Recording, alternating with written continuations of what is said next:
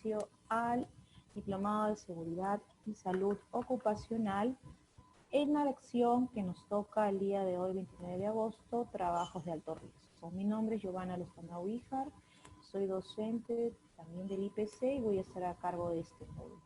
Bien, algunas reglas básicas que es importante precisar: la puntualidad para aprovechar la clase completa, se ha dado 10 minutos de tolerancia, tratar de mantener sus celulares en modo silencio.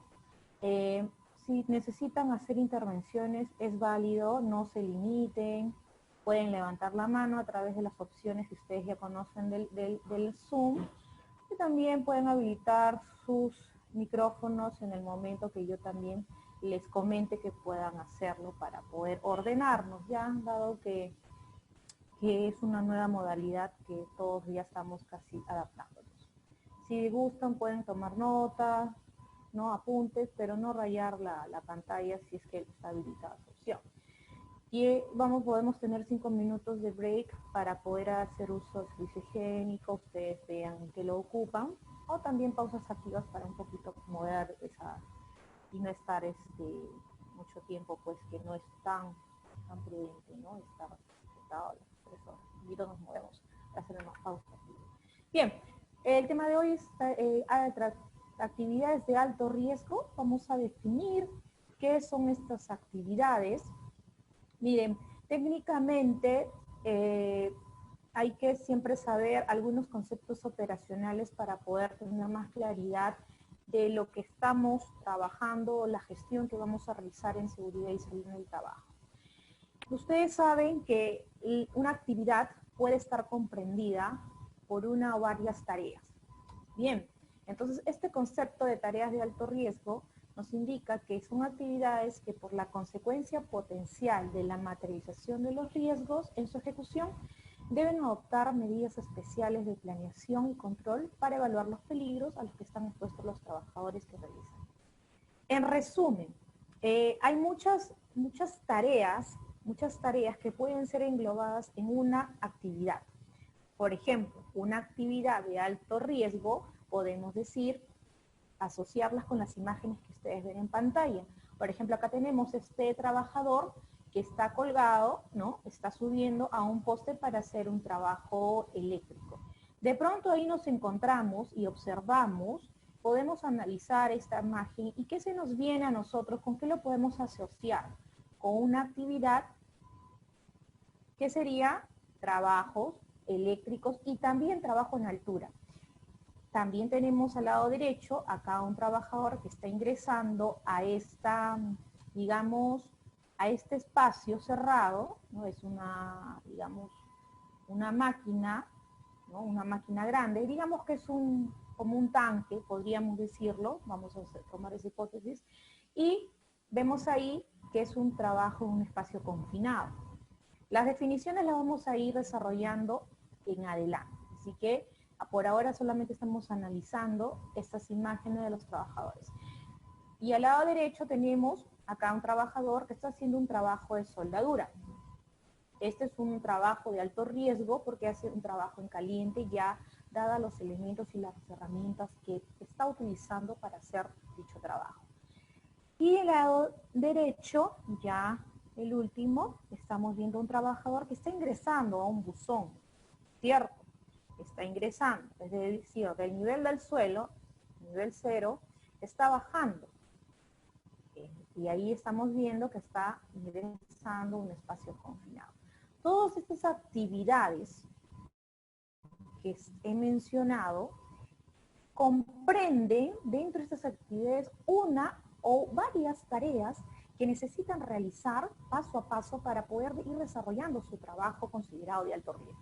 ¿Y por qué es de alto riesgo? ¿Por qué? Porque al ejecutar estas tareas, ¿no? Estas tareas producto de su trabajo, ellos están expuestos a un nivel de riesgo mucho mayor que un trabajo administrativo u otro tipo de actividades que pueden ser desarrolladas por otros trabajadores. Por lo tanto, si hay una falta de identificación de peligros o una inobservancia de las medidas de seguridad, este trabajador no necesariamente asociemos que su lesión puede ser leve. La diferencia es que las lesiones que puedan sufrir ellos producto de una mala práctica, de una condición insegura, de un acto inseguro, podría desencadenar en un accidente incapacitante fatal, ¿cierto? Que sería la muerte.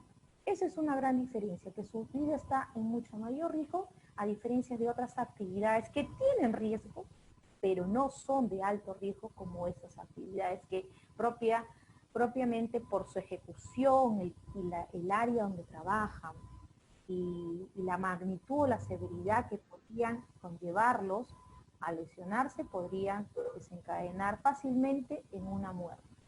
Por ello, se precisan medidas o controles duros que minimicen o aseguren que los trabajadores pueden hacer su trabajo de forma segura. Y para eso hay herramientas, soluciones, mecanismos que no solamente las normas legales establecen o señalan dentro de estos dispositivos legales, sino que también hay algunas medidas técnicas que son necesarias para poder proteger al trabajador antes, durante y al término de la jornada de trabajo en la que estén realizando estas actividades llamadas de alto riesgo. Entonces, cada sector económico, a lo que me refiero, sector minero, sector eléctrico, sector industrial, sector construcción, entre otros, cada sector también tiene sus propias normas sectoriales en seguridad y salud en el trabajo, que deben ser aplicadas por ellos, tanto por el empleador, es decir, la empresa privada o la institución del Estado, como por él o los trabajadores, que son los actores principales en la ejecución directa de estas actividades. Y también tenemos la Ley 29783, que es la Ley de Seguridad y Salud en el Trabajo. Exactamente es una ley general que nos da un marco referencial básico de las medidas y controles que debería considerar una empresa a la hora de exponer a sus trabajadores a muchos factores de riesgos ocupacionales. Y esos factores, generalmente, más de uno, siempre van a estar expuestos a aquellos trabajadores que realizan actividades de alto riesgo. Y como la ley es tan general, no especifica documentos o herramientas de gestión o controles efectivos detallados, cada sector tiene su propio reglamento. Y a la falta de lo bueno y lo interesante para todas las empresas es que a través de su sistema de gestión de seguridad pueden desarrollar ciertas herramientas que les permitan subir la valla con estándares de seguridad propios de la empresa. Porque cuando una empresa ejecuta actividades críticas consideradas de alto riesgo, tiene que adoptar medidas más allá de la ley. Eso es muy importante, porque la explicación que les acabo de dar lo amerita, ¿no? La vida del trabajador está en riesgo latente, un paso en falso, una falta de medida de seguridad, podriendo ser una medida, un control duro, un control blando, que ahora lo voy a explicar, podría hacer que el trabajador en segundos, en instantes, quede ahí nomás. Uno de los ejemplos claros que podemos analizar, y creo que todos nosotros ya conocemos, es el caso McDonald's, ¿sí? El año pasado, días antes de Navidad, dos jóvenes que trabajaban en McDonald's, jóvenes les digo porque ni siquiera llegaban a los 20 años, ¿no? Según los informes que nosotros tenemos ahí en el Google, que está a vista de todos nosotros para acceder a esta información. Este joven y este joven no hacían trabajos de alto riesgo. Si bien es cierto, lo que hacían era atención al cliente, despachaban, sí tenían y estaban expuestos a riesgos, pero no eran trabajos críticos. Sin embargo,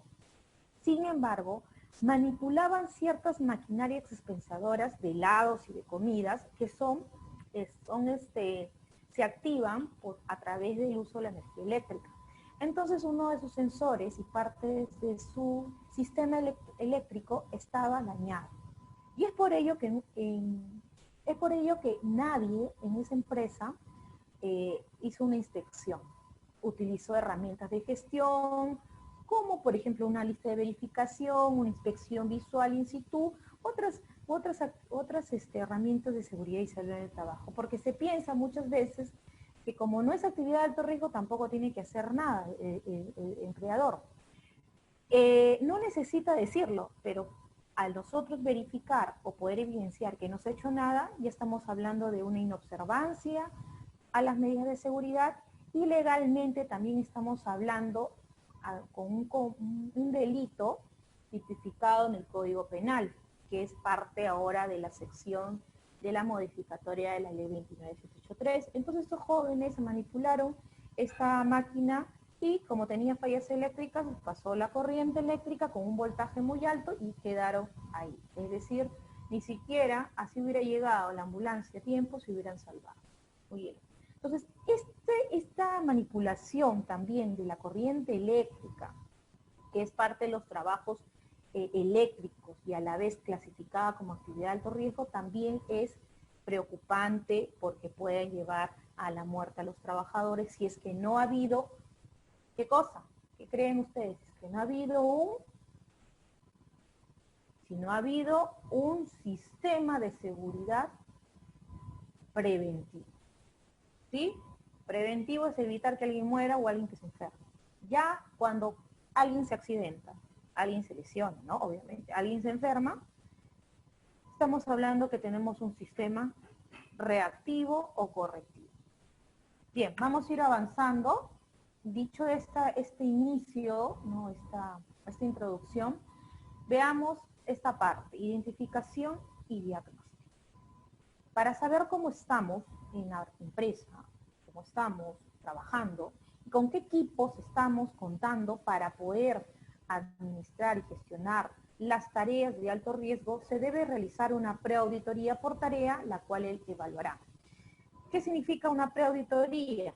Es una revisión inicial que la personal de la empresa realiza para hacer un autodiagnóstico de cómo estamos queriendo, proyectando, planeando trabajar.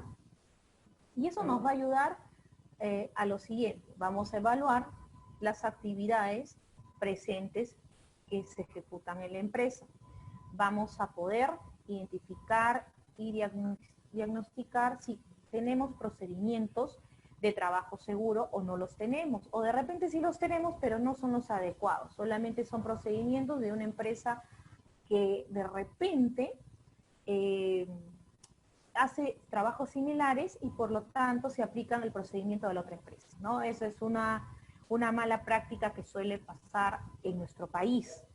Hay muchos motivos, muchísimos motivos por lo que les comento de esta afirmación que les estoy dando. ¿Qué más?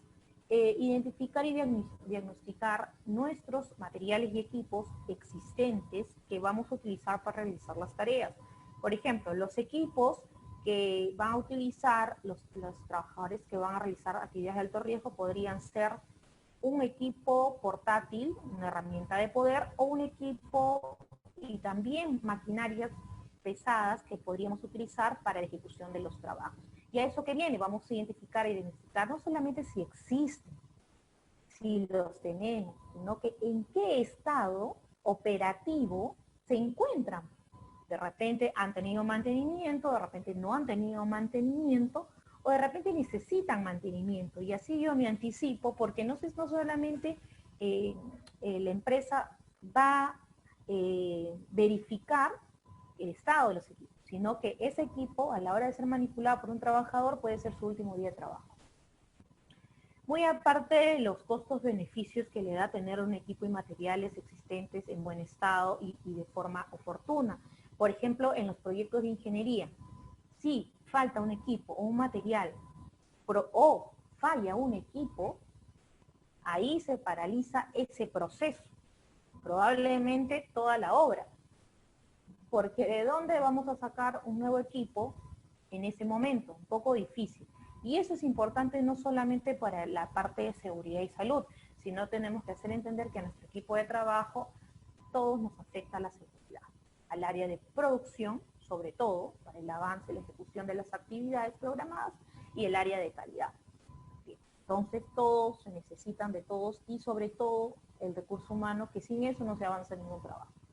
Entrenamiento del personal involucrado. Hay personal que cuando se hacen trabajos de alto riesgo necesitamos personal que, por ejemplo, los soldadores que realizan parte de lo que se llaman trabajos en caliente, necesitan tener una certificación, una homologación para el trabajo en soldadura, ¿no? Hay empresas actualmente en Perú que dan estas capacitaciones in-house también, y permiten certificar y homologar a estos soldadores para que hagan sus trabajos. Ejemplo, muchas empresas grandes, industriales, en Perú, que son proveedores de acero, pero no acero como en varillas, como nosotros vemos, sino acero, pero ya construyen o le dan al cliente un marco reticulado. De pronto vemos un marco reticulado, los marcos que se ponen para los túneles, ya, esos ya vienen soldados y armados.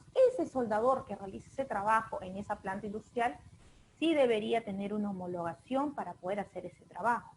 Muy distinto es pensar que tenemos soldadores en proyectos o en obras que necesariamente no le va a exigir la empresa cuando lo recluta en su perfil profesional o en su perfil técnico ese requisito. ¿Por qué? Porque la ley no lo obliga, los estándares no lo obligan, pero cuando se trata de clientes y cuando se trata de dar una calidad integral, estas empresas industriales grandes sí lo solicitan. De ahí que tenemos certificaciones del personal. ¿Certificación en qué? La empresa tiene que reclutar a los trabajadores no solamente porque saben de repente empíricamente, sino porque pueden demostrar que saben hacer ese trabajo y han sido capacitados técnicamente de una forma muy especializada. Ejemplo, vamos a poner un ejemplo, ustedes. ¿Ya? Ustedes ahorita están, digamos, como alumnos, ¿cierto? Ustedes pueden decir y que tienen experiencia, sí, que tienen conocimiento, sí, pero para demostrar esa experiencia probablemente necesitarán certificados de trabajo, ¿cierto? Y para demostrar ese conocimiento, ese know-how que ustedes tienen y con un respaldo, un garante, necesitarán un certificado, ya sea del curso, del taller, del diplomado, de la maestría. Entonces, esa certificación que vemos acá y que tiene que evaluar hacia una auditoría la empresa, es necesaria para demostrarlo. ¿Sí? Es muy importante eso. Recuerden que hay mano de obra calificada y no calificada. Muchas veces la mano de obra no calificada siempre se basa o se ha basado durante el tiempo y su experiencia de años, que lo sabe y lo demuestra, pero no lo puede evidenciar. Eso es un punto importantísimo, sobre todo en las empresas donde se realizan trabajos de alto riesgo. Otro es aplicación de procedimientos y sistemas y permisos, que ahora lo voy a explicar, y seguimiento a la implementación. Entonces, esta identificación y diagnóstico de el cómo estamos y con qué vamos a trabajar nos facilita hacer como una preauditoría de todas las tareas y nos permite evaluar todos estos factores que he mencionado que hay que considerar. Y realmente es muy importante hacerlo. No toma mucho tiempo, no es un reproceso, no se gasta recursos. Al contrario, es una estrategia muy importante para poder empezar con buen pie a ejecutar los trabajos.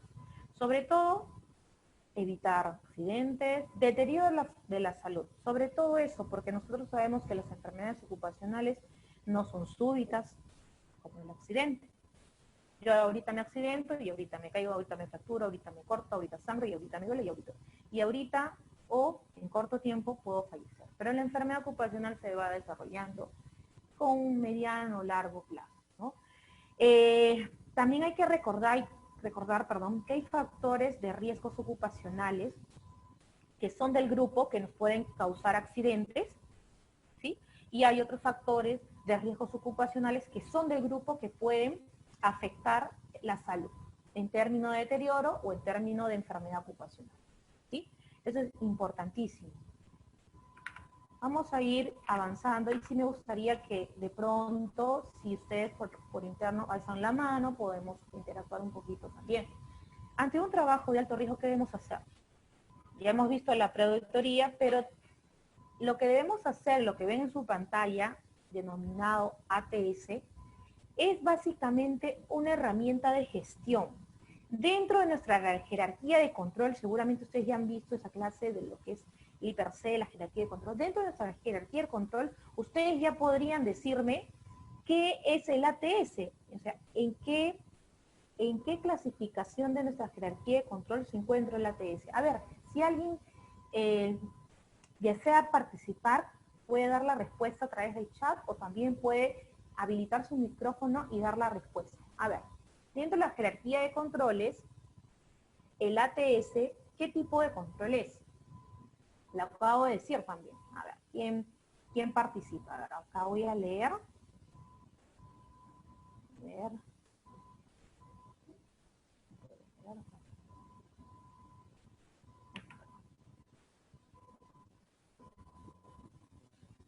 Bien.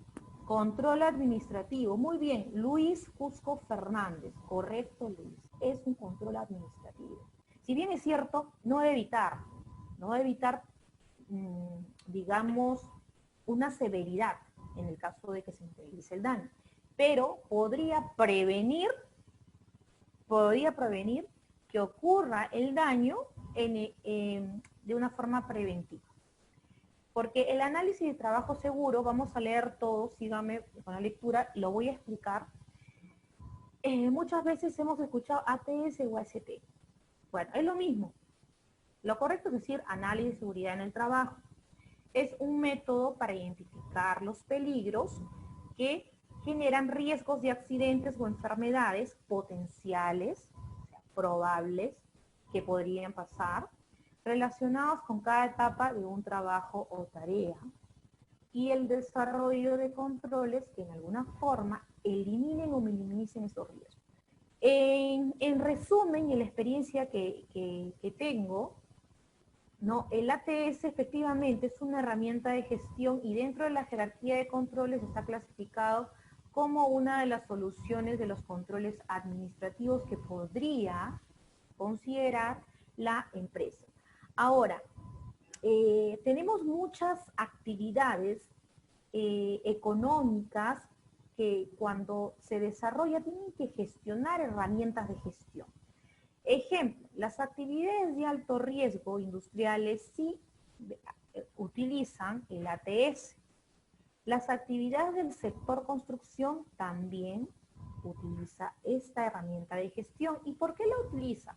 Porque la norma de seguridad de la construcción, la G050, sí establece que técnica y operativamente se tenga que utilizar esta herramienta de gestión de forma diaria, ¿sí? Antes de empezar a elaborar el trabajo. No durante el desarrollo ni después, sino antes de, ¿no? Porque es una herramienta preventiva. Si una herramienta preventiva yo la voy a aplicar después de comenzar, ya no es preventivo, definitivamente, ¿no? Y eso es por criterio también.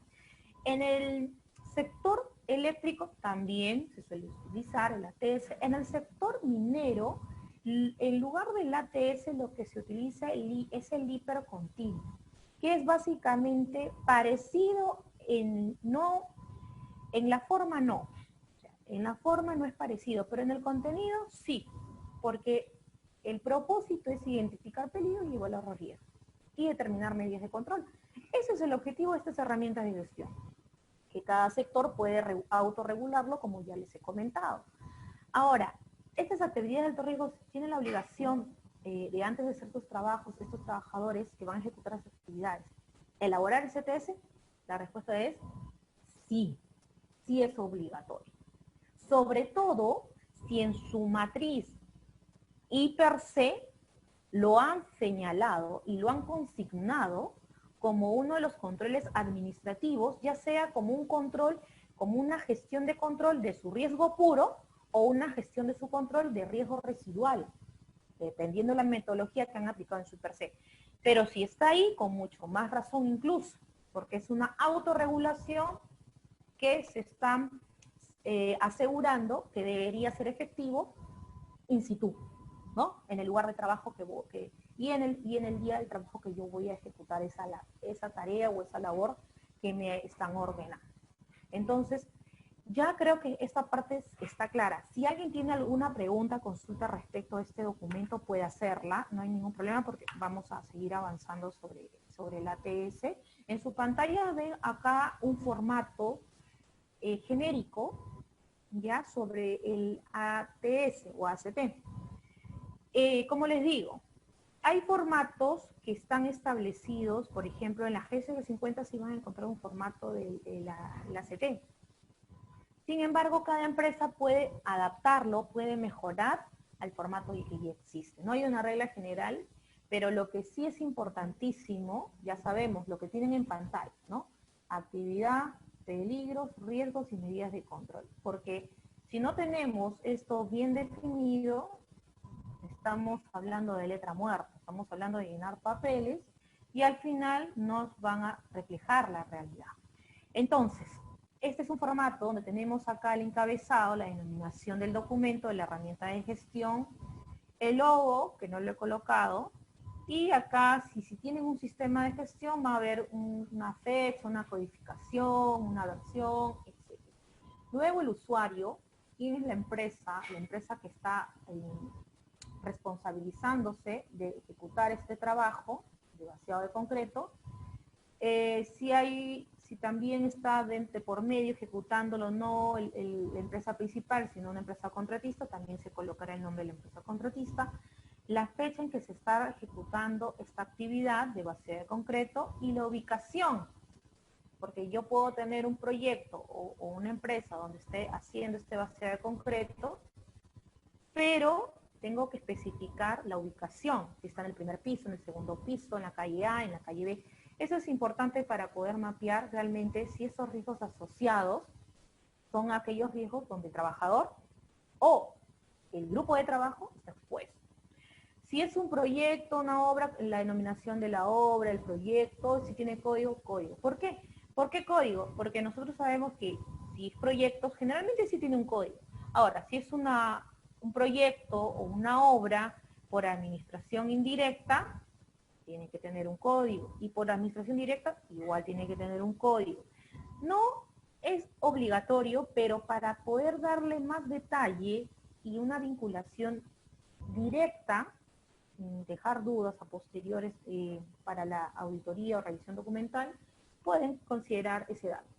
Ahora, acá se listan cuáles son los equipos de protección personal que debe utilizar o está utilizando el trabajador o los trabajadores de ese frente. Por ejemplo, dependiendo cómo se elabore el contenido del modelo del ATS, se lista y solamente los trabajadores pondrían una X en el caso de contar con SPP para ese trabajo. Una vez me preguntaba, me acuerdo que yo estaba haciendo una supervisión trabajando por Chiclayo, el 2014 aproximadamente, y yo tenía un monitor de seguridad. Y me decía, ingeniera, estoy solicitando y revisando los ATS de los frentes de trabajo, era una habilitación urbana, ¿ya? Y teníamos también edificación, proyectos de edificación. Y me dice, este ATS, la parte del EPP, lo que ustedes ven acá, ¿tengo que marcar el EPP que el trabajador tiene ahorita o el que debería tener? Fue una muy buena pregunta. Nunca me la habían hecho, de verdad, y el monitor siempre era muy preguntón, muy analítico, y eso es muy bueno cuando estás en seguridad, puesto que nadie tiene la verdad absoluta, pero siempre cuando no estamos seguros hay que preguntar. Recordemos que esta es una herramienta preventiva, ¿no? Es una herramienta preventiva. Entonces lo que vamos a colocar ahí es el EPP que están utilizando los trabajadores en ese momento. Si vemos que hay un EPP y no marcamos un EPP que debería estar asociado con el trabajo de vacío concreto, no es porque no lo necesiten, sino porque no lo tienen. De repente ese día no hay stock, se acabó y nadie planificó, ni el almacenero, y el residente no sabe nada, y la seguridad tampoco. Y lo que se va a colocar acá es en medidas preventivas. Ahí se podría colocar, ¿no? Dotar de, no sé, de guantes, de propileno a los trabajadores vaciados, ¿no? Y puede haber una parte que acá diga observaciones, ¿no? No se cuenta con stock en almacén, etcétera. Porque recordemos que este ATS es un documento que en algún momento, Dios no quiera, puede ser una evidencia ante cualquier imputación de un cargo por la vía civil o por la vía penal que tenga el empleador frente a uno o varios trabajadores. Entonces, ahí tiene que consignarse la realidad. Es como una fotografía como yo estoy trabajando y voy a trabajar. Bien, de ahí herramientas y equipos con los cuales voy a utilizar para realizar el vacío concreto. Bueno, si ustedes comienzan a hacer un check conmigo del EPP, antes de irme un poquito de herramientas, vamos a retroceder, EPP. Bueno, para vacío concreto, casco, seguridad, lentes de seguridad. Acá no se especifica, si bien es cierto, ustedes podrían decir, ya ingeniera, lentes de seguridad, pero ¿qué lentes? ¿Lunas transparentes? Sí. ¿Antiparra? Sí. No se especifica, solamente se coloca ahí. Si quieren mejorar, porque hay empresas, sobre todo en minas, que lo mejoran y especifican, es válido, pueden especificar, ¿no? Zapatos de seguridad, bueno, en este caso serían botas de seguridad de Geve con punta de acero, suela antideslizable. Chaleco reflectivo, ropa de trabajo, en este caso podríamos especificar que son cibers, ¿sí? Respiradores también, acá hay que marcarlo, guantes, sí, de Geve, protectores de oído también, porque cuando se hace el vacío de concreto podemos utilizar, y ustedes pueden preguntar, ¿no? ¿Cómo? Bueno, puedo utilizar el trompito, o puedo utilizar un mixer, ¿no? O puedo utilizar un robot para lanzar chocre. Entonces, sí necesito protectores de oído. No se especifica si son tapones o son orejeras. ¿Lo puedo especificar y mejorar esta herramienta? Sí, es válido. Luego tenemos arnés, si estamos haciendo el vaciado y a la vez estamos trabajando en altura, tendré que considerar el arnés con su línea de vida. Caretas no, porque no estoy haciendo un trabajo caliente. Sin embargo, si existe transversalmente asociado a este trabajo o a otro trabajo, trabajo en caliente, el soldador tendrá que elaborar su propio ATS y sí colocar eso, ¿ya? Haremos. Barbiquejo, sí. Cuando trabajamos, hacemos actividades de alto riesgo, sí deberíamos considerar de forma obligatoria, por no decirlo, utilizar el barbiquejo, ¿no? Para que pueda sujetar y asegurar la colocación del casco, puesto cuando hacemos trabajos de alto riesgo estamos haciendo movimientos de nuestro cuerpo, ya sea subir y bajar la cabeza para hacer el trabajo, movernos, desplazarnos, subir y bajar. Entonces, eso nos ayuda a poder asegurar el uso del casco. Y herramientas, equipos que estamos utilizando y relación de trabajadores y visto bueno. En este punto, debemos colocar nombres y apellidos completos de los trabajadores que van a realizar este trabajo de vacío concreto, o esta actividad, mejor dicho. Y su número de DNI, importantísimo, y cada trabajador tiene que firmar con puño y letra. Ustedes se preguntarán, ¿quién llena este ATS? ¿Cierto? Ya, ahorita voy a leer sus preguntas. ¿Quién tiene que llenar este ATS? Miren, nosotros cuando hacemos un trabajo de alto riesgo, primero lo que hacemos, ¿no? Obviamente ingresas, te identificas, te vas a la empresa, ingresas al vestidor, te cambias, te colocas tu EPP.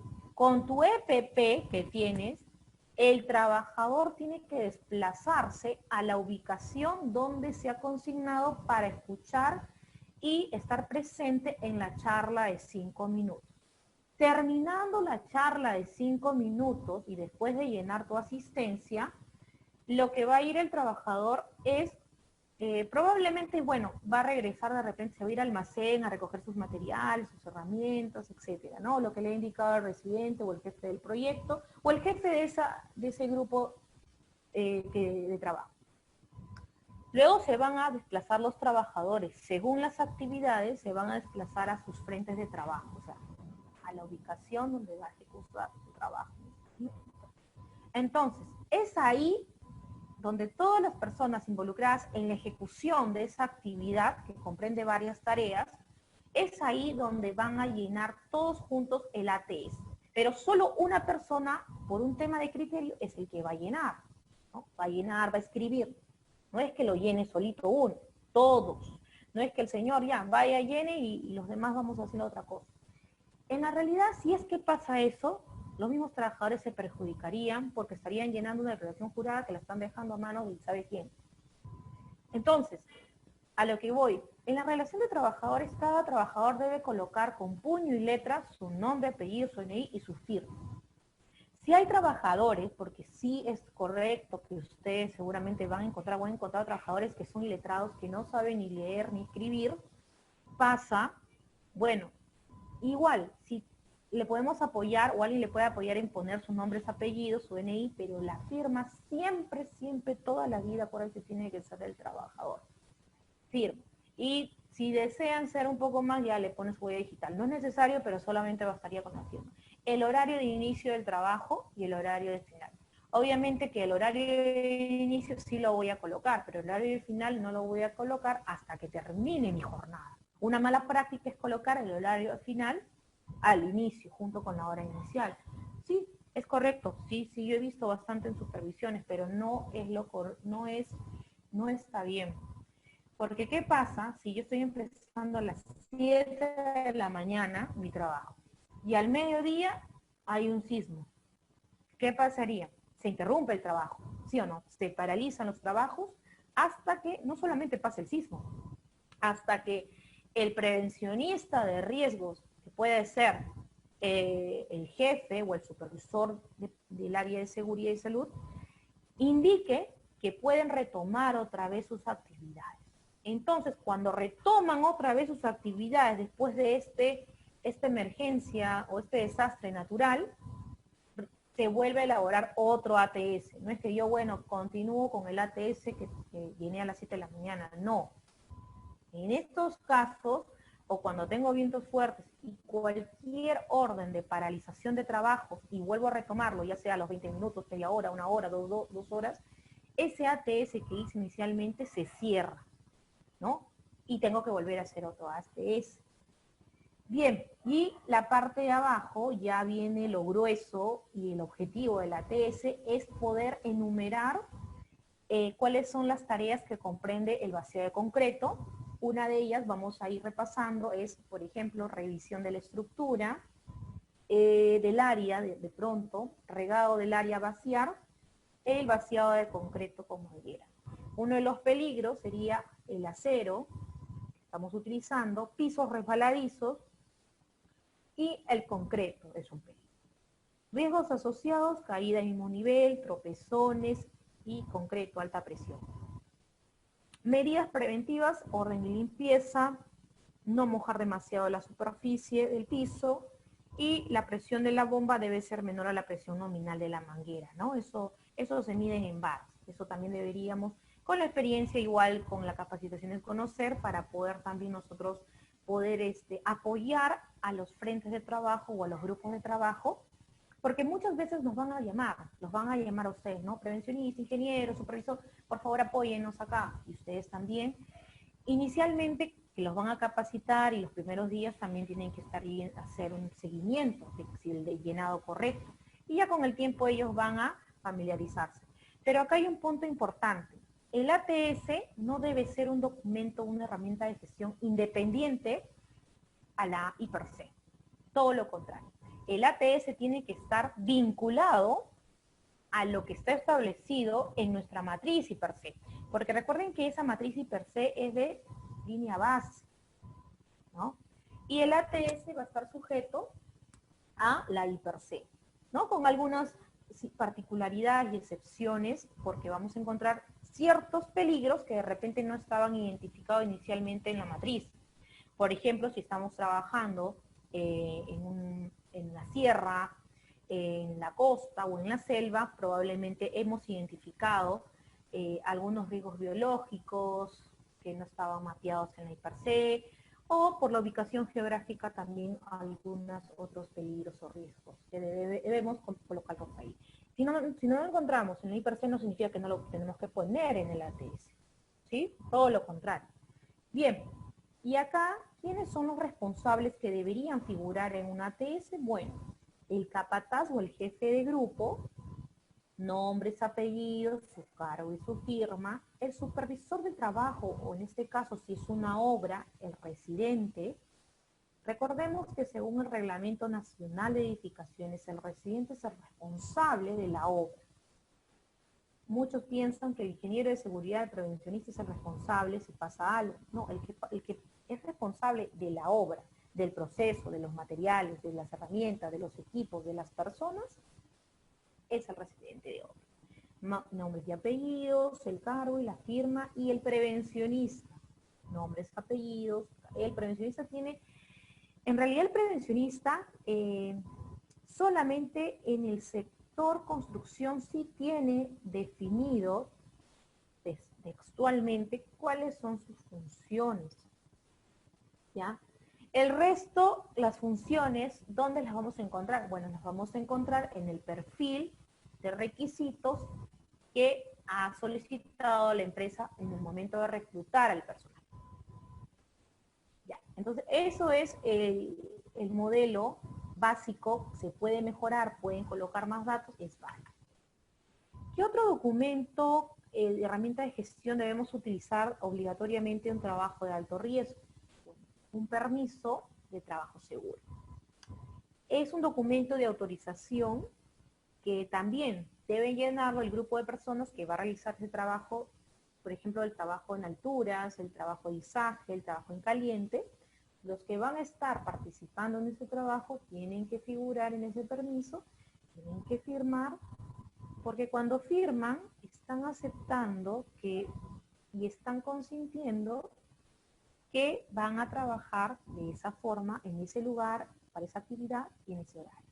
Y lo debe autorizar los mismos responsables del ATS, también deberían figurar en este permiso para hacerse responsables de que están autorizando el trabajo. ¿Qué pasa si no existe este permiso?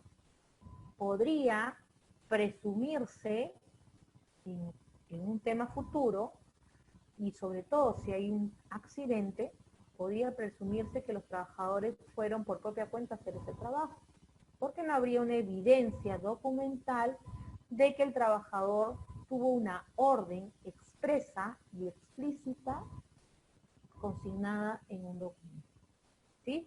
Eso es importantísimo legalmente y también técnicamente para saber cómo van a hacer el trabajo.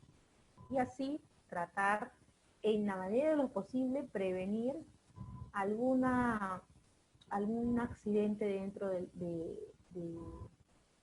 esa actividad que van a ejecutar. Bien, acá he puesto algunas imágenes de algunos trabajos de alto riesgo. Tenemos también excavaciones manuales, excavaciones con maquinaria, trabajos en altura, que tienen que elaborar su ATS y su PETA. Ambos documentos son obligatorios y deben ir de la mano, ¿sí? Antes de iniciar la jornada, no después de iniciar la jornada. ¿Qué pasa? Hay casos, por ejemplo, de las inspecciones de trabajo que se hacen justamente cuando hay un accidente de trabajo fatal. El inspector no necesita que nadie lo llame, automáticamente ya su sistema le alerta y va a ese proyecto o a esa empresa o a esa obra. Llega y va a tener que hacer una investigación. Dentro de sus investigaciones es obligatorio que les presentemos el ATS y el PETA.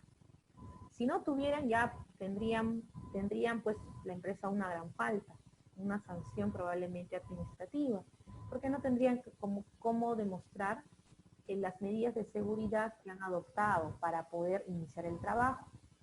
Recordemos una cosa importantísima. Quien debe demostrar el cumplimiento de las medidas de seguridad no es el trabajador en sí. Quien debe demostrar ante una inspección sobre el cumplimiento de las medidas que en papelito se elaboraron versus la realidad es el empleador, la empresa. Es por ello que la empresa, si no llena el residente, si no firma el residente, el capataz, ellos mismos estarían perjudicando. Y eso es lo que debemos hacer entender a la empresa en pro y en beneficio de la vida y salud de estos seres humanos que son contratados para realizar un trabajo, ¿no? Ahora, voy a leer unas preguntas que me dice Orlando Salvador, en realidad no es un comentario, Orlando. Dice, ¿se hacen en el momento, en la tesis, el PETAR? Sí, se hacen antes de iniciar tu jornada laboral y la haces en el lugar de que vas a trabajar. Por ejemplo, si yo voy a estar trabajando en la calle A, B para excavaciones, yo no la voy a hacer, yo no voy a llenar mi ATS en la calle C, sino en la calle A, B, en esa intersección, para poder observar, ¿no?, todo lo que está a mi alrededor. De repente tengo a unos 10, 20 metros, tengo una casa donde vive una familia. Entonces ya estamos hablando de agentes externos que probablemente yo no tenga el control como empresa ni como trabajador, pero puedo en ese momento dar una alerta para reforzar mis medidas. Por ejemplo, debería tener, por ejemplo, un vigía o poner malla, ¿no? De repente solamente hay una cinta y poner una malla Rachel, señaléticas, etcétera, ¿no? Son algunas probabilidades de posibles controles, pero sí eso nos ayudaría. El formato Julin, el formato de ATS se elabora y o registra cada vez que se haya trabajo productivo o con qué frecuencia. Ya, el ATS es un documento, básicamente es una hoja, no son 2, 3 hojas, ¿no? Es una hojita, una hoja, que se llena cada vez que se va a ejecutar una actividad. Si yo tengo 3 actividades, voy a tener que elaborar 3 ATS. Pero, ojo, pero, si yo tengo 3 actividades, pero cada actividad tiene 2 frentes de trabajo, o sea, la actividad 1 van a haber 2 grupos diferentes. La actividad 2 van a tener 2 grupos y la actividad 3 van a tener 3 grupos. Entonces no tendré que tener 3 ATS, sino 6 ATS porque por cada grupo, por cada frente tendrían que llenar. Así hagan la misma actividad, porque estamos dividiéndolos en grupos diferentes y en ubicaciones diferentes. ¿Sí? Eso es importante. Muy buena pregunta. Y la frecuencia es diario, jornada diaria. La frecuencia no se hace semanalmente. Yo lo tengo que hacer si voy a hacer, yo sé que voy a hacer un trabajo y lo tengo programado, pero todavía no lo he hecho, no puedo elaborar el ATS. Orlando Salvador, ¿el ATS es diario? Sí, como les dije, ¿no? Es diario siempre y cuando en esa oportunidad se va a ejecutar el trabajo. Labora en el sector salud, no se realiza ATS, ¿se debe realizar diariamente?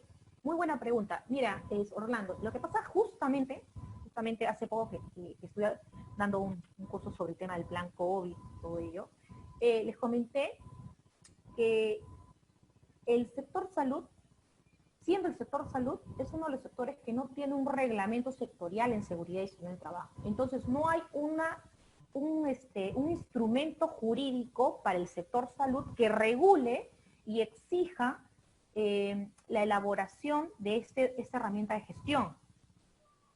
¿Sí? Entonces, lamentablemente, el sector salud muchas veces es inobservante a esa herramienta. No solamente la TS, ellos pueden utilizar de repente otra herramienta y pueden también basarse en la IPRC. No tienen, te digo mucho, con mucha experiencia que tengo, lamentablemente el sector salud, tanto el Estado como EPS, etcétera, no tienen todavía un sistema de seguridad y salud como exige y manda la ley. Es lamentable. Entonces no se autorregulan. Y efectivamente, como no se autorregulan, muchas veces no hacen un documento preventivo diario, ¿no?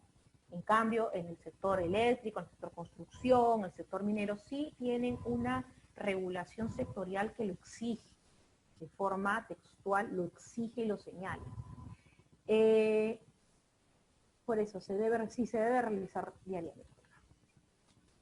Bueno, y al final, cuando sucede a futuro problemas, ahí viene lo bueno para la empresa, porque no tiene cómo sustentar como evidencia objetiva ante una imputación de cargos. Ese es un gran problema para la empresa.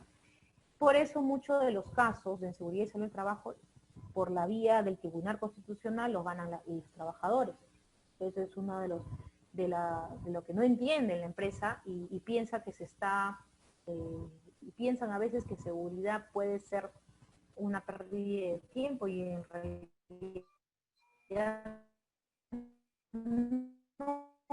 no es una pérdida de tiempo cuando nosotros lo conceptualizamos tanto para el trabajador como para el empleador. Y no es una cuestión de papeles, no es una cuestión de llenar un formatito, ¿no? Este formatito que le dice muchas veces es una declaración jurada, termina siendo una declaración jurada. Y este documento que ustedes ven, ATS, PETAR, ITER, por lo menos se tienen que guardar 5 años. O sea, puede ser que el trabajo se hace en un mes, en 2 meses, o en medio año, en un año, pero esos documentos tienen que guardarse como archivos. ¿Sí? Y si no los guardan, bueno, también tendrían una falta porque no cumplieron algo que estaba señalado en la ley 29.783. Bien, vamos a ir avanzando para ir petar y checklist. Acá también vemos trabajos en alturas, visajes. ¿Quién emite esos documentos? El dueño de la instalación, equipos o proyectos o el empleador, ¿no? Puede ser el gerente general, el director. Ellos son los que emiten y son los responsables en asegurarse de que exista. En primer lugar, de que exista. Y el encargado de esa actividad o el responsable tiene que emitir ese permiso para la ejecución. No es posible que digamos que el supervisor o el jefe de ese proyecto o de ese equipo de trabajo no sepa, se sorprenda y lo más preocupante es que no autorice. ¿Sí? ¿Quién lo ejecuta? El responsable por ejecutar un trabajo de manera segura sigue un programa preventivo. Pueden ser trabajadores directos o contratistas, lo importante es que sean personas competentes para realizar la labor. Claro, estas actividades de alto riesgo lo pueden ejecutar los trabajadores que tienen un vínculo laboral con la empresa, o también pueden ser trabajadores que no necesariamente son los que tienen vínculo directo con la empresa, sino que tienen un vínculo con la empresa, que es la empresa contratista o subcontratista de la empresa principal, ¿no? Dependiendo de la especialización, dependiendo cómo ha decidido la empresa ejecutar esa actividad de alto riesgo, pero lo importante también es que las personas sean competentes. Es decir, yo no puedo contratar un practicante para que me haga un trabajo de soldadura, ¿no? Específicamente para que sea responsable de ese trabajo, no podría, ¿no? Nosotros sabemos que todas las personas que estudian siempre necesitan la oportunidad de hacer sus prácticas, de hacer, digamos, ejecutar lo que han aprendido en teoría. Si nadie le da la experiencia, ¿cómo van a hacer? Sí, pero para eso tendrían que tener una persona que sea el jefe, su jefe, que lo asesore al practicante. No es como un practicante, bueno, administrativo, en oficina, no es mucha diferencia. Porque el practicante de oficina está expuesto a riesgos, pero son riesgos mínimos, son riesgos de nivel bajo, mediano, o que se pueden ir controlando, y que si pasara algo, no lo va a llevar a la muerte. Probablemente sea una lesión leve, ¿no? Pero sí está expuesto, lo que quiero decir, ambos, pero el que está expuesto a un pie en falso, no hay una herramienta o un control real, correctamente, que sirva, bueno, ahí el practicante, el trabajador puede, ¿no? No contarla para el día de mañana.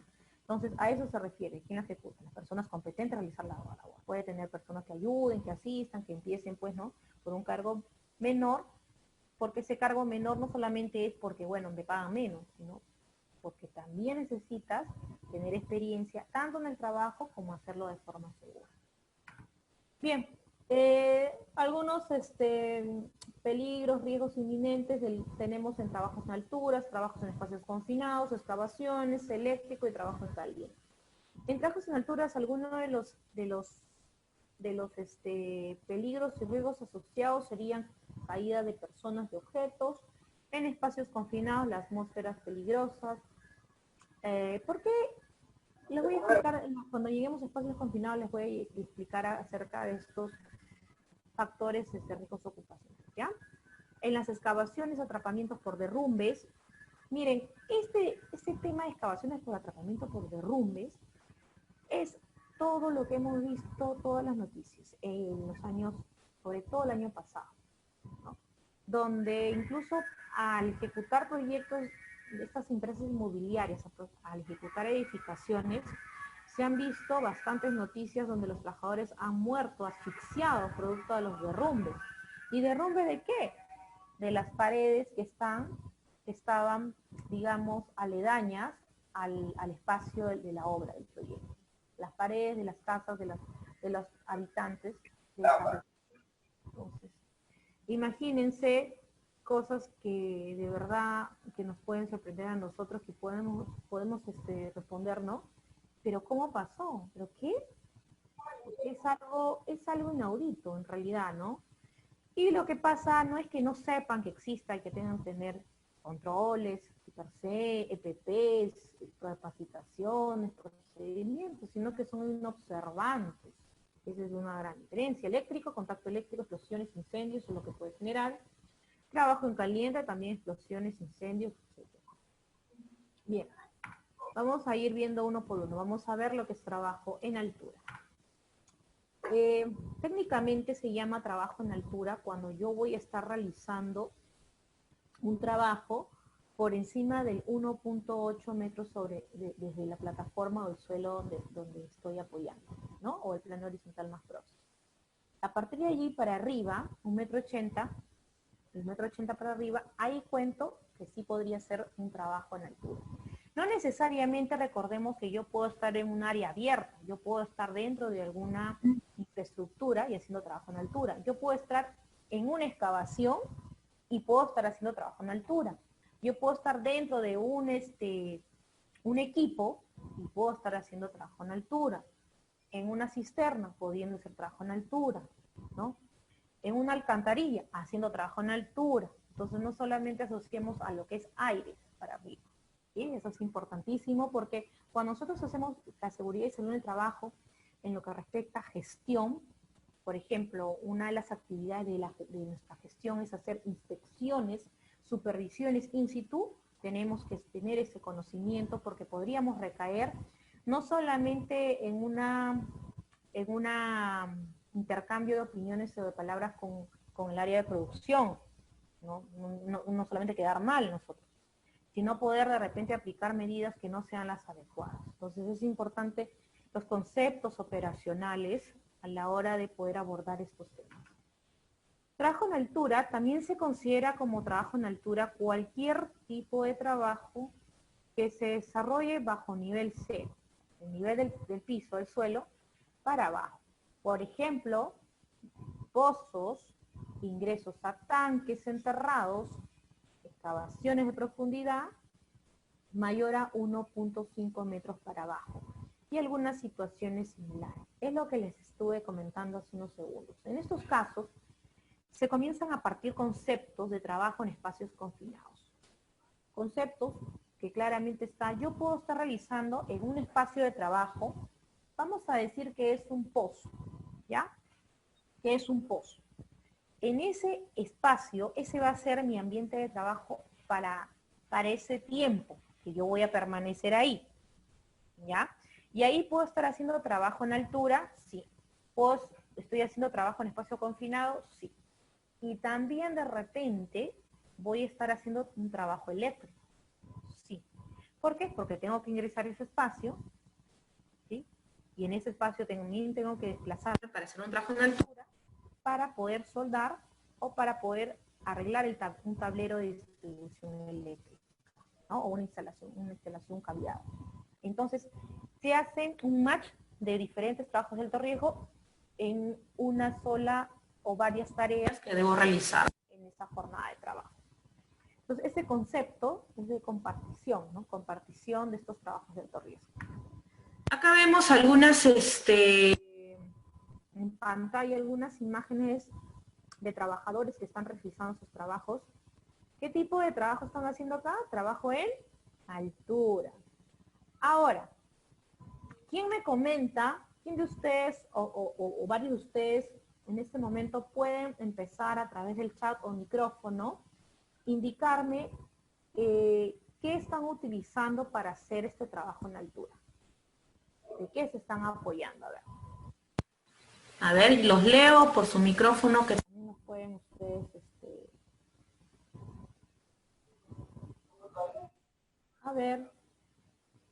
a ver quién se anima a participar. Seguridad, debemos ser bien activos, ¿ah?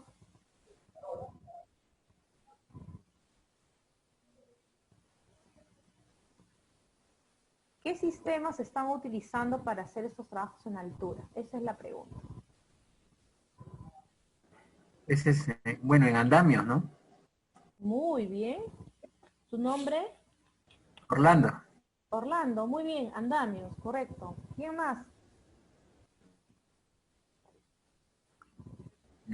Escalera, ¿no?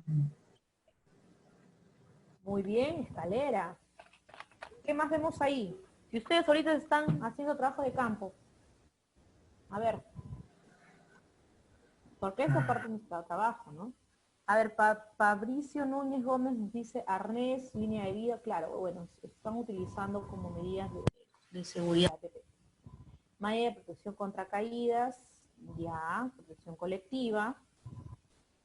Muy bien. Bien, bien, estimados alumnos. Lo que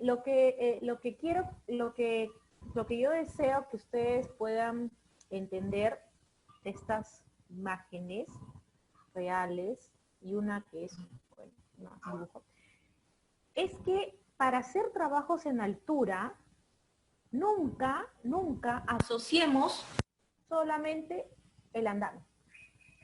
Porque es lo que generalmente viene a la cabeza a las personas, ¿no?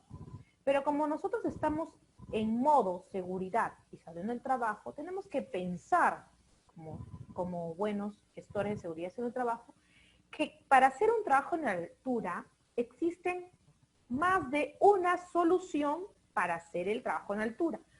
Una de esas soluciones es el andamio. Otra es la escalera, que puede ser escalera tipo tijera, escalera telescópica, etc. También tenemos el mangle, ¿no? Acá tenemos el mangle que generalmente se usa en las plantas industriales, en los almacenes, en las naves, etc. ¿No? Estos mangles, donde el trabajador eleva, se sube esta canastilla, acá tiene un control, un mando, dentro de la canastilla, un tablero de control, donde puedes caber hasta 2 personas, dependiendo la capacidad del pesaje, y lo puede elevar, se eleva y se traslada, derecha, izquierda, va trasladándose al espacio de trabajo. También tenemos, sí, como ustedes también han dicho, también tenemos los andamios, pero tenemos andamios fijos, andamios en suspensión, diferentes tipos de soluciones en trabajo en altura. Así que es muy importante pensar que podemos hacer trabajo en altura con muchas herramientas y soluciones que hoy en día la tecnología ha avanzado tanto que nos ayuda a poder hacerlo de una forma mucho más segura incluso. Ahora, hay algunos compañeros que han comentado arnés, línea de vida, correcto. El arnés es considerado como un equipo de protección personal, no colectiva. Muchas veces se ha pensado o se ha trasladado como concepto que el arnés es una protección colectiva. No, es individual, personal, y no se debe prestar al otro compañero, ni hoy día se lo pone Juan y mañana se lo pone Carlos. No, eso es personal, al igual que el casco, al igual que los guantes, etc. Y la línea de vida, obviamente, claro, también se podría necesitar si yo estoy de repente en la parte superior, digamos acá en la losa, esta parte acá en la losa, coloco una línea de vida y me anclo en la línea de vida.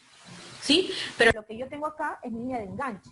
Del arnés sale del conector acá y mi línea de enganche donde me sujeto a una parte de esta solución. Entonces, son algunas soluciones que les presento. Por ejemplo, también tenemos el telehunter, ¿no? que también tiene una canastilla, es una maquinaria, que tiene una canastilla y también podemos subir ahí para hacer un trabajo. Entre otras soluciones que hay hoy en día, podemos encontrarlas sobre todo en el sector industrial.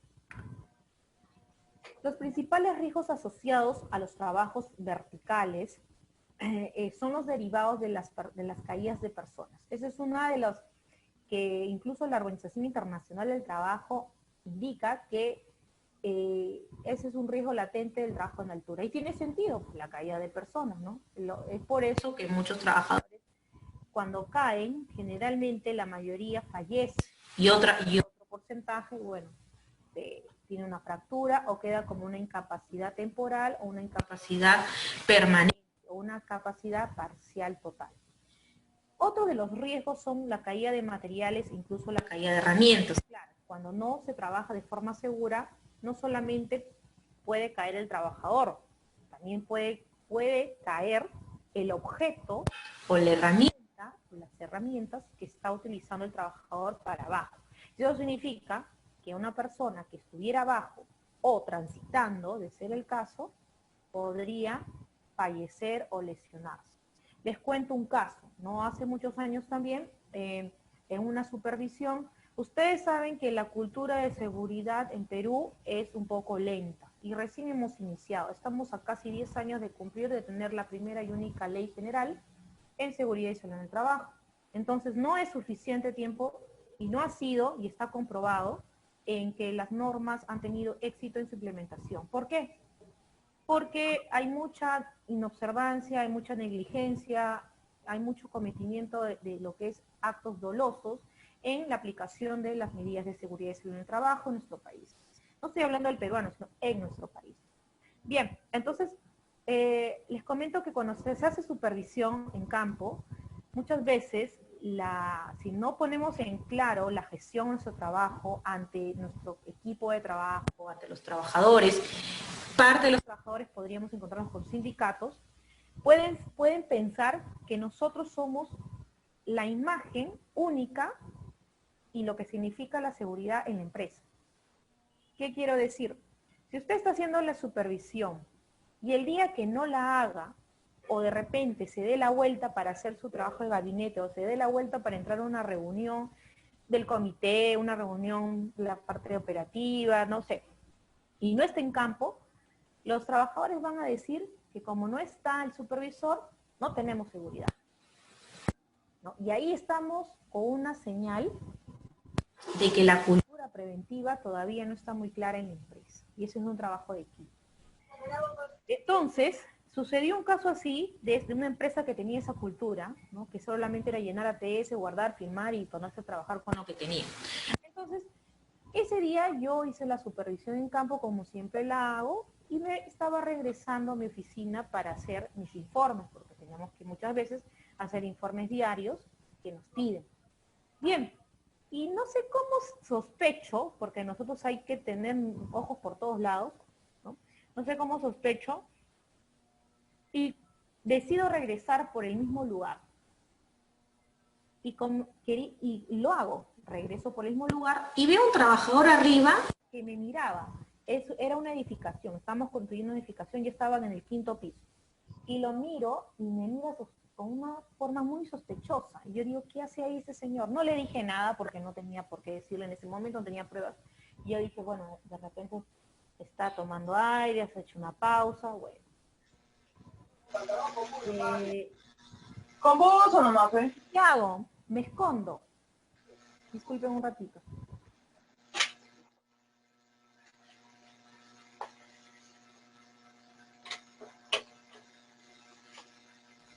Ya, disculpen. Y entonces, me escondo, y el señor, ¿qué hace? De la parte superior tiró una pata de cabra a su compañero que estaba abajo, ¿ya?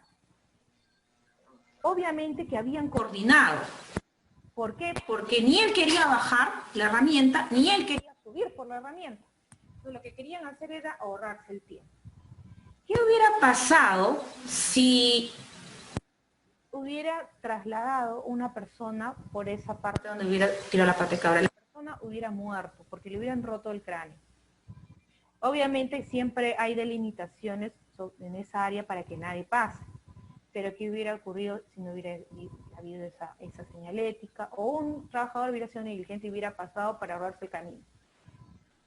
Bueno, realmente alguien pudo morir. En realidad ni siquiera hubiera sido una fractura, una muerte. A esos dos trabajadores nosotros teníamos, dentro de nuestro reglamento interno de seguridad y salud en el trabajo, teníamos estipulado un capítulo de sanciones y amonestaciones que ya estaba aprobado por el comité, por el residente, y ya había una gestión interna también importante, y tuvimos que retirar a uno de ellos de la obra, ¿no? Fue una sanción un poco drástica, pero se tuvo que ir, y otro estuvo sancionado, porque realmente era un tema de que ustedes saben que incluso una persona puede ser considerada como peligro. No solamente peligro es un objeto, una cosa, una máquina, ¿no? Las personas también se pueden considerar peligros. Una persona ebria con síntomas de haber ingerido drogas, alcohol, también es un peligro, ¿sí? Entonces, esta persona era un peligro porque también su comportamiento no venía desarrollándose de una forma consciente, segura. Entonces, cualquier otro momento ya podía haber una fatalidad, y una fatalidad nos paraliza en la obra, ¿no? Y todos los problemas que se vienen. Entonces, es una medida que se tomó. Por eso estoy hablando de la caída de materiales.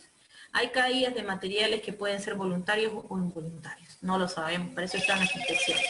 Bien, otros posibles riesgos de la actividad son los cortes o heridas que puedan tener los trabajadores.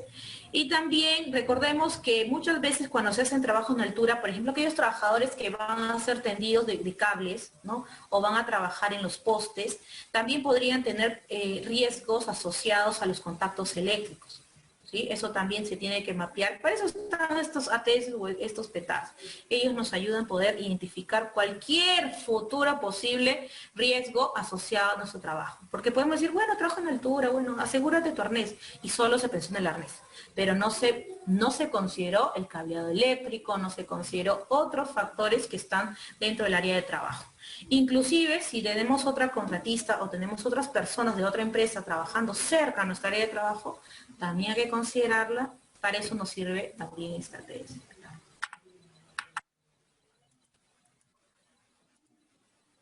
Sistema de protección contra caídas. Tenemos puntos de anclaje, conectores a punto de anclaje, línea de vida y arnés. Estos son los accesorios o los sistemas de protección contra caídas que debemos utilizarlo antes de iniciar el trabajo, ¿no? Para eso se hace una evaluación. Y no es que yo siempre piense, ¿no? Bueno, tengo que colocarme estos sistemas de protección de caídas porque ya aprendí a pie de la letra. Para eso, en el área de trabajo tenemos que ir a evaluar para considerar estos sistemas de protección caídas, si los vamos a utilizar o no los vamos a utilizar. Definiciones de posicionamiento de trabajo. Es un conjunto de procedimientos mediante los cuales se mantendrá o sostendrá el trabajador a un lugar específico de trabajo, limitando la caída libre de estas. Ejemplo, si el trabajador está haciendo su trabajo en altura, debe tener un posicionamiento de trabajo correcto, o sea, colocarse donde va a poder desarrollar su trabajo de forma segura. Y además, considerar que si en el posible caso va a suspenderse y va a caerse, tenemos que nosotros ver que sea una caída libre, o sea, que abajo de él no haya escaleras, no haya cajas, no haya bultos, no haya una maquinaria donde pueda caer encima y pueda fracturarse o lesionarse. Entonces, eso es importantísimo considerar, por eso se han colocado estas definiciones. El arnés es un sistema de correas cosidas y debidamente aseguradas. Incluye elementos para conectar, por ejemplo, acá tenemos conectores, ¿no? Tipo anillos, que vemos en la parte de acá de la cadera, en la parte del pecho y en la parte de atrás también, ¿no? En la parte de atrás de la espalda. Su diseño permite distribuir en varias partes del cuerpo el impacto generado durante una caída. Ahora, el arnés cuando es adquirido tiene que ser un arnés certificado, obviamente, e inspeccionado antes de usarlo. Eso es importantísimo. ¿Qué pasa si un arnés está deteriorado, está roto? Bueno, no lo puedo mandar a coser, no puedo utilizar un arnés que ya tiene las correas rotas, ¿no? Deterioradas. Eso ya se retira del área de trabajo para no volver a usarlo, ni yo ni el otro trabajador que podría también hacer un trabajo en altura.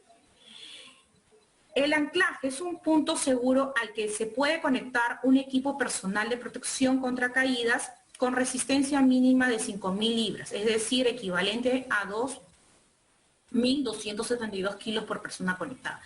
El punto de anclaje es donde yo voy a anclarme con mi conector para ser sostenido durante alguna posible caída. Yo me voy a anclar ahí, pero voy a ser sostenido si es que me caigo. Y entonces, si en el caso hipotético que nadie desea que la persona se caiga, este punto de anclaje debería soportar este peso máximo. ¿Y por qué? Porque lo que está en el almacén ya está como salido, es un saldo nomás, dice, ¿no? Cuando uno cae, Va a venir a recoger, me dice, no, eso no es necesario detallarlo, me dice. a ver, Pamela, te voy a silenciar. Te voy a silenciar, Pamela, de repente se te ha filtrado por ahí la opción. Les comento que todos sabemos que las personas pueden pasar 70, 80, 90, etcétera, kilos, pero no es que va a soportar no solamente el peso de la persona. Según físicamente, si aplicamos la física, mientras más altos estés y tengas la caída libre, obviamente por esa fuerza y la gravedad va a considerarse un mayor peso. Y por eso este anclaje debe sujetar y debe soportar ese peso a la hora de esa caída libre. La baranda es un elemento metálico o de madera que regularmente se debe utilizar y se debe instalar al borde del lugar donde haya posibilidad de caída. Es decir, si yo voy a trabajar en altura y voy a trabajar sobre un techo de pronto, debo bordear todo ese perímetro que está libre con barandas para evitar que las personas se caigan. Eso es muy importante al utilizar las barandas. Pueden ser de metal, pueden ser de madera, pero acá lo importante es que por lo menos la baranda tenga 1 metro de altura, ¿sí? 1 metro. Y entre ese metro haya también una división que pueda asegurar la caída de la mitad. Por ejemplo, la mitad del cuerpo de la persona se puede ir para abajo y obviamente con el peso se puede ir totalmente la persona.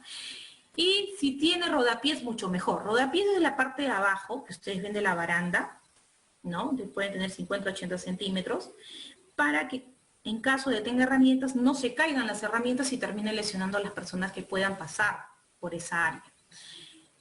Bien, otras definiciones importantes son la certificación. La certificación quiere decir que es la constancia que se entrega al final de un proceso, que acredita un determinado elemento que cumple con las exigencias de calidad de la norma. Esto estamos hablando de los conectores o las líneas de vidas que debería tener una certificación. ¿Y dónde la encontramos? Bueno, la encontramos en la misma correa, encontramos esta certificación. Este conector es tipo amortiguador. Acá también tenemos su etiqueta con la certificación, el código del conector y la certificación ANSI. Ahora, cuando se hacen las inspecciones de preuso de estas correas, ya sean de los conectores o el tipo de arnés que tengo, siempre tiene un código que no va a ser repetido para la otra correa del otro compañero. Cada correa tiene su propia serie. Eso se tiene que consignar o se debería consignar a la hora de hacer las inspecciones de estos elementos antes de empezar el trabajo. Porque ¿cómo vamos a distinguir o vamos a poder determinar cuál fue la correa que usó el trabajador en el caso de que el trabajador la vaya a usar o en el caso de que el trabajador se ha caído?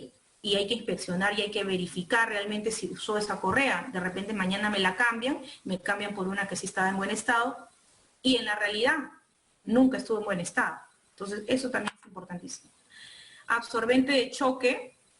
Es un equipo cuya función es disminuir las fuerzas de impacto en el cuerpo del trabajador o en los puntos de anclaje en el momento de caída, ¿no? Es el amortiguador que estoy hablando, que al momento de caer va a amortiguar esa fuerza y va a minimizar el impacto que pueda tener el trabajador. Muchas veces cuando no se da un conector con este amortiguador, si el trabajador se cae, muchas veces no va a morir por la caída, porque va a tener una caída libre, sino va a fallecer porque no tiene este absorbente de choque de impacto. ¿Y qué pasa? Se fractura todas las costillas y puede morir asfixiado en el aire mientras está sujetado.